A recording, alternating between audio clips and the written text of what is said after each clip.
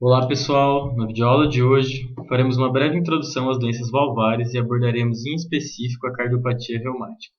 Antes de começarmos a aula, faremos uma breve revisão sobre a anatomia das válvulas cardíacas. As válvulas cardíacas são úteis ao sistema cardiovascular ao controlar a direção do fluxo sanguíneo durante a circulação e determinar o momento exato no qual o sangue passa entre as câmaras do coração. Existem duas válvulas atrioventriculares que separam os átrios esquerdo e direito de seus respectivos ventrículos, e duas válvulas semilunares que controlam a liberação do sangue para o pulmão e para a aorta. As válvulas atrioventriculares funcionam prevenindo o refluxo sanguíneo dos ventrículos para os átrios durante a sístole cardíaca. Eles se prendem às paredes dos ventrículos através das cordas tendíneas, que por sua vez se prendem aos músculos papilares, impedindo que as cúspides sofram inversão para o interior dos átrios. A primeira das duas válvulas atrioventriculares é conhecida como válvula mitral ou válvula bicúspide. Ela está situada entre o átrio e o ventrículo esquerdo. A outra válvula atrioventricular é a válvula tricúspide. Ela se encontra entre o átrio direito e o ventrículo direito, assim impedindo o refluxo do sangue atrial quando este passa para o ventrículo. As válvulas semilunares podem ser vistas na base de ambas as saídas arteriais principais, que são a artéria pulmonar, levando aos pulmões, e a aorta, que se ramifica para os tecidos periféricos. Essas válvulas permitem que o sangue dos ventrículos passe para os vasos, e se fecham imediatamente em seguida para prevenir qualquer fluxo reverso. Agora faremos uma breve introdução acerca das doenças valvares. Quando falamos em doença valvar, podem ter duas condições que chamam a atenção do clínico: a estenose e a insuficiência, também conhecida como regurgitação. A estenose é a falha de uma válvula em abrir-se completamente, impedindo assim o fluxo para a frente do sangue. A insuficiência resulta da falta de uma válvula em fechar-se completamente, permitindo assim um fluxo invertido. A condição conhecida como regurgitação funcional é usada para descrever a incompetência de uma válvula, originada de uma anormalidade em uma de suas estruturas de suporte. Por exemplo, a dilatação do ventrículo direito ou esquerdo pode empurrar os músculos papilares para baixo e para fora, impedindo assim o fechamento adequado dos folhetos mitrais ou tricúspides normais. Os fatores que determinam as consequências clínicas das doenças valvares são a válvula envolvida, o grau da lesão, o ritmo do curso e os mecanismos compensatórios. Por exemplo, a destruição súbita da cúspide de uma válvula aórtica por infecção, como endocardite infecciosa, pode causar regurgitação aguda, maciça e rapidamente fatal. Por outro lado, a estenose mitral reumática normalmente se desenvolve de modo indolente ao longo dos anos. Seus efeitos clínicos podem ser bem tolerados por períodos prolongados. Períodos que aumentam a demanda cardíaca tendem a complicar a cardiopatia valvar, por exemplo, a gestação. Com frequência, a estenose ou insuficiência valvar produz alterações secundárias, tanto proximal como distal à válvula afetada, particularmente no miocárdio. Geralmente, a estenose valvar leva à hipertrofia cardíaca por sobrecarga de pressão, ao passo que a insuficiência da válvula mitral ou aórtica leva a sobrecarga de volume. Ambas as situações podem culminar em insuficiência cardíaca, que é o tema da nossa próxima aula. As doenças valvares podem ser resultado de condições congênitas ou adquiridas.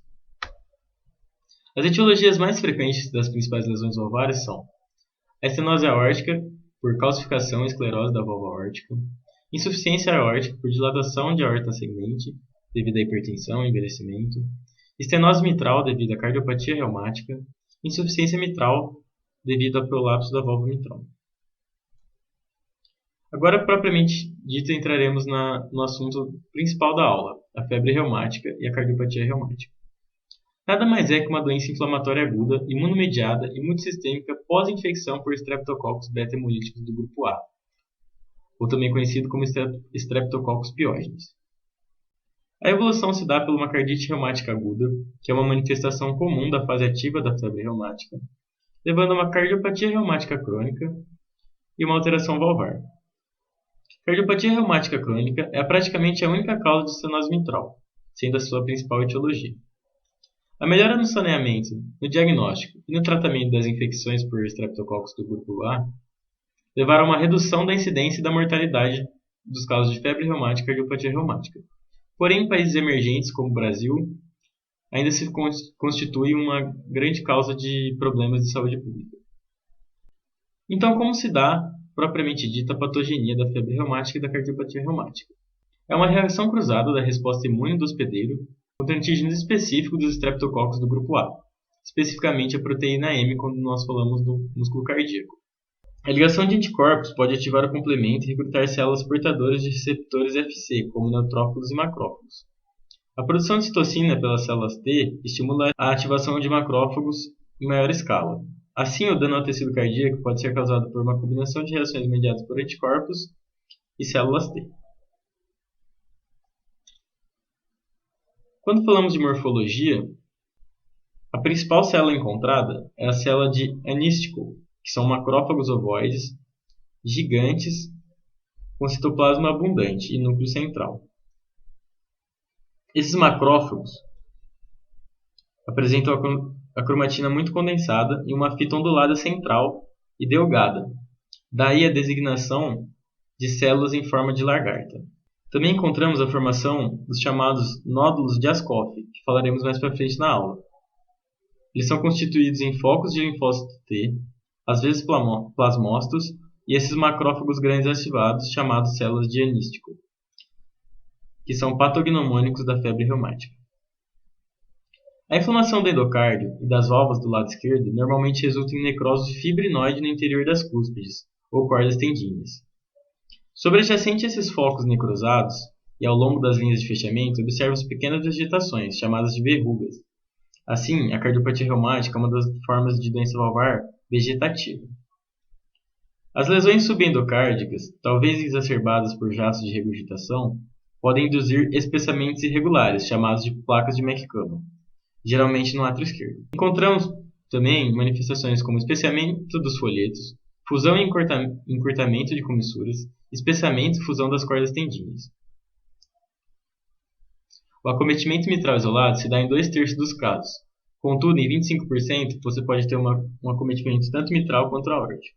Na estenose mitral reumática, a calcificação e as pontes fibrosas através das comissuras valvares dão origem a estenoses em boca de peixe ou em botoeira.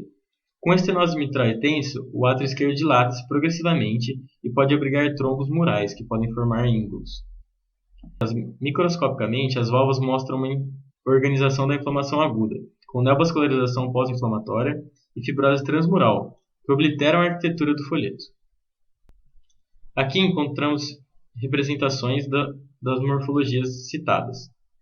Na figura A, encontramos uma valvulite mitral reumática aguda, sobreposta a uma cardiopatia reumática crônica. Pequenas vegetações, ou seja, as verrugas, são visíveis ao longo da linha de fechamento do folheto da válvula mitral, que está apontado pelas setas. Episódios anteriores de valvulite causaram espessamento fibroso e fusão das cordas tendíneas. Já na figura B, a aparência microscópica de um nódulo de Ascoff em um paciente com cardiopatia reumática aguda. O miocárdio exibe um nódulo de células inflamatórias mononucleares mistas, com necrose associada. Dentro da inflamação, grandes macrófagos ativados mostram núcleos proeminentes, assim como cromatina condensada em fitas onduladas, formando as células em lagarta. Na figura C e D, encontramos uma estenose mitral com espessamento fibroso difuso e distorção dos folhetos das válvulas, com fusão das comissuras, exemplificado em C pelas setas, e espessamento das cordas tendíneas. Também conseguimos observar a neovascularização no folheto mitral na figura D. A figura E mostra uma peça de estenose aórtica reumática ressecada cirurgicamente, demonstrando espessamento e distorção das cúspides, com fusão das comissuras. Durante a febre reumática aguda, a inflamação difusa e os nódulos de Ascoff podem ser encontrados em qualquer uma das 3 camadas do coração, resultando em pericardite, miocardite ou endocardite. Quando acomete essas 3 camadas, é chamado de pancardite. Os aspectos clínicos dos achados da febre reumática são a poliartrite migratória de grandes articulações, cardite, nódulo subcutâneo, eritema marginado e coreia de Siedering. O diagnóstico é totalmente clínico e é baseado nos critérios de Jones, que seriam uma infecção prévia por Streptococcus do grupo A, mais 2 manifestações maiores, que são essas supracitadas, ou uma dessas supracitadas mais 2 menores, como febre, artralgia e reagente de fase aguda elevado.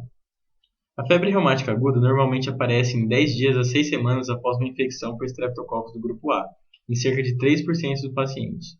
Ela ocorre com mais frequência em crianças entre 5 e 15 anos de idade. Embora as culturas para estreptococos feitas com material da faringe sejam negativas na época em que a doença se inicia, os anticorpos para uma ou mais enzimas estreptocócicas, como a streptolisina O e a DNase B, estão presentes e podem ser a maioria dos pacientes com febre reumática. Agora falaremos dos aspectos clínicos. Os dominantes são a artrite e cardite, sendo a artrite bem mais comum em adultos. O início se dá com poliartrite migratória e não residual após alguns dias. A cardite aguda pode levar a atrito pericárdio, taquicardia e arritmias. A miocardite pode causar dilatação cardíaca, que pode culminar em insuficiência funcional da válvula mitral e insuficiência cardíaca.